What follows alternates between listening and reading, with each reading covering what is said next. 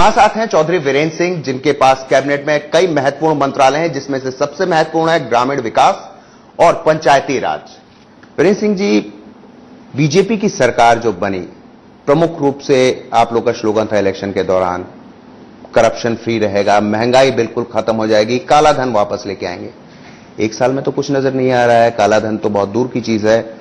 महंगाई इस कदर बढ़ गई कि रोज पेट्रोल और डीजल के दाम बढ़ रहे हैं, दाल के दाम बढ़ रहे हैं। करप्शन की जो आप बात करते हैं तो तमाम तरह के आरोप लग रहे हैं। ठीक है, अभी रिपोर्ट्स नहीं आई हैं कई चीजों की, पर सारे और तो और ब्लैक मनी की जो आप बात करते थे, आम जनता और विपक्ष को तो छोड़िए, आपके जो हितैषी हुआ करते थे जेठमलानी, वो भी आप लोगों को लानत भेज रहे हैं कि ये किस तरह की सरकार है। जेठमलानी तो किसी के भी देशी नहीं है, उनसे तो सब बच के निकलते हैं। लेकिन ये कहना कि करप्शन बढ़ी है एक साल में, माफ करना, एक साल की सरकार में ना तो 8 राज्यों में बीजेपी की सरकार है और 2-3 राज्य ऐसे जहां हम मिलकर सरकार चलाते हैं, कहीं भी, और केंद्र में एक साल में एक भी ऐसा कोई एपिसोड हुआ नहीं है। मैं ये कह रहा हूं कि पिछले एक साल में अगर 13 रुपए पेट्रोल की कीमतें घटी हैं और इन 2 हफ्तों में अगर 6 रुपए बढ़ गई तो वो बढ़ा हुआ सबको नजर आता है। सर, उनका असर बाकी चीजों पे भी पड़ता है। नहीं, मैं ये कह रहा हूं कि बाकी चीजों पे असर पड़ा तभी तो इन्फ्लेशन माइनस हुआ। इंटरनेशनल मार्केट में क्रूड ऑयल के भाव एकदम बढ़ गए, उससे बढ़ाना पड़ा। और मैं ये समझता हूं कि अगर इंटरनेशनल मार्केट ठीक रही तो और भी नीचे आएंगे। इंटरनेशनल मार्केट में क्रूड ऑयल के भाव एकदम बढ़ गए, उससे बढ़ाना पड़ा।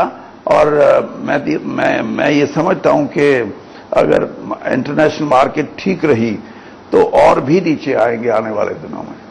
आप ही के एक वरिष्ठ सहयोगी नितिन गडकरी जी, उन्होंने हमारे एक इंटरव्यू में कहा कि जो भी स्लोगन हम लोगों ने इलेक्शन के टाइम में दिए थे, कुछ आंकड़े उसमें गलत हो गए, तो इलेक्शन का टाइम था इसलिए ऐसी चीजें बोल गए हम लोग, पर हमें पता नहीं था कि सत्ता में आ जाएंगे, नहीं तो इतने वादे ना करते हैं। ये कहना कि वादे ऐसे किए कि हमारे को इल्म नहीं था, मैं नहीं मानता। ये मेरा 42-43 साल का राजनीतिक जीवन है। हाँ, वायदे कई बार ये जरूर होता है कि हम जिस वायदे की व्याख्या करते हैं, अब जैसे आपने ही बोल दिया कि काला धन, आम आदमी ये समझेगा कोई राज बनते ही काले धन की बोरियां भर के आएंगी और सब यहां देश में जमा हो जाएंगे। नहीं, तो लोगों को ये लगता था कि उनके अकाउंट में 15 लाख रुपए आएंगे। मैं यही कह रहा हूं कि ऐसा नहीं है। दुनिया है ये, हमारी अनेक देशों से इंटरनेशनल ट्रीटीज हैं। तो उनके कहने का भी मतलब यही था कि हमें कई चीजें पता नहीं थी, हाँ, और जो हम बोलते चले गए, तो अब सत्ता में आए तो अब समझ आ रहा है कि वो चीजें नहीं बोलनी थी। या ये नहीं है, बोलने का उनका जो उद्देश्य था ये था कि देश का बहुत बड़ी संख्या में काला धन विदेशों में है और लोगों की निगाह में भी ये था कि हो सकता है व्यापारियों का भी हो, उद्योगपतियों का भी हो और समाज का भी हो। नहीं, आप सुनिए, और हो सकता है समाज के दूसरे जो बड़े बड़े आजकल तो और भी कई तरह के मठ चलते हैं और चलते हैं, उनका भी हो सकता है। लेकिन आम आदमी की निगाह में था कि इन सब को छोड़ के सबसे ज्यादा पैसा राजनीतिक लोगों का होगा वहां, और हो भी सकता है। एक सकारात्मक नजरिए से हम ये कानून लेके आए और उसमें हमारे को परिणाम मिलेंगे। मुझे लगता है पूरे अच्छे परिणाम मिलेंगे। और पैसे वाले को तो थोड़ा सा खींच के रखोगे तो वो आपके पैसे को विदेश में भेजने की हिम्मत नहीं करेगा।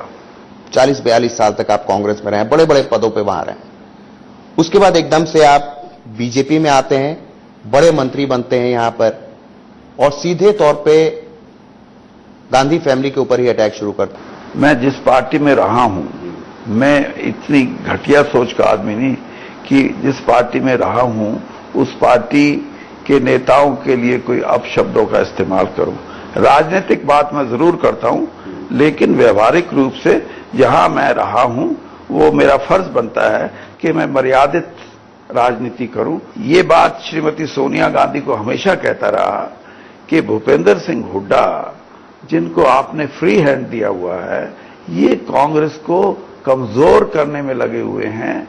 इन्होंने कांग्रेस को एक दुकान की शक्ल में परिवर्तित कर दिया हरियाणा में।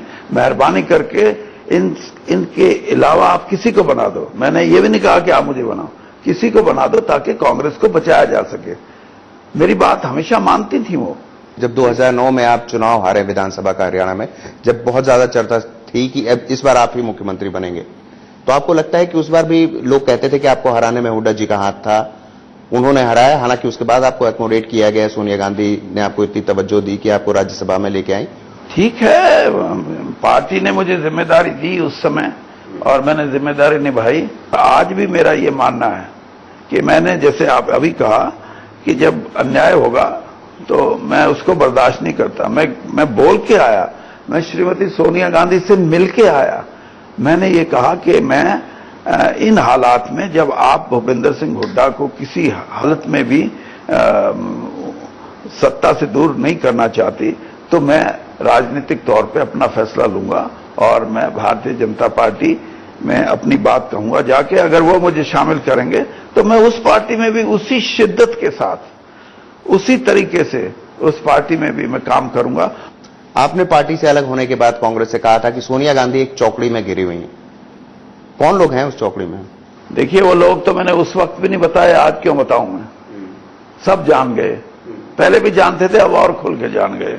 नहीं, एक नाम तो आपने लिया और नहीं, मैंने किसी का नाम नहीं लिया। मैं ये तो बहुत लेट एंट्री है जिस नाम को आप कह रहे हैं, लेकिन मैं आज भी इस बात को मानता हूं कि राजनीति के अंदर आदमी को अपने फैसले आप लेने चाहिए और इसीलिए इंदिरा जी को एक कामयाब प्रधानमंत्री मानते हैं लोग।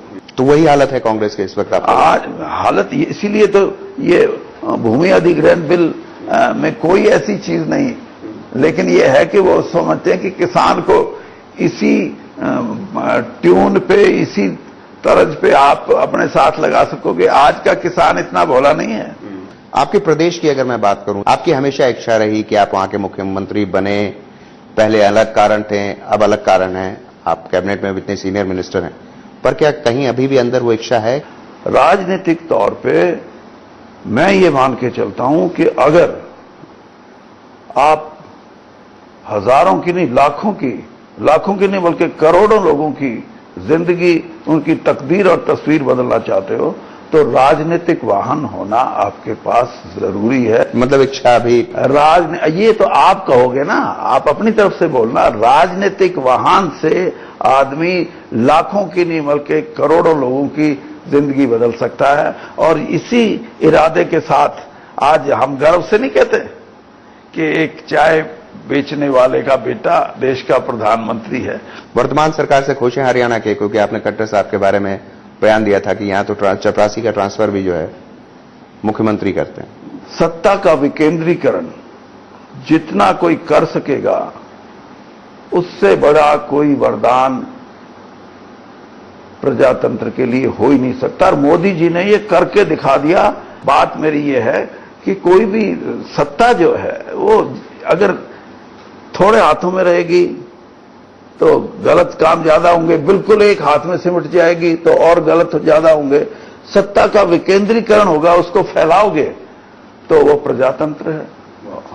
ये सीधी बात। तो बहुत बहुत धन्यवाद वीरेंद्र सिंह जी, हमारे साथ आपने वक्त बिताया और इंटरव्यू दिया।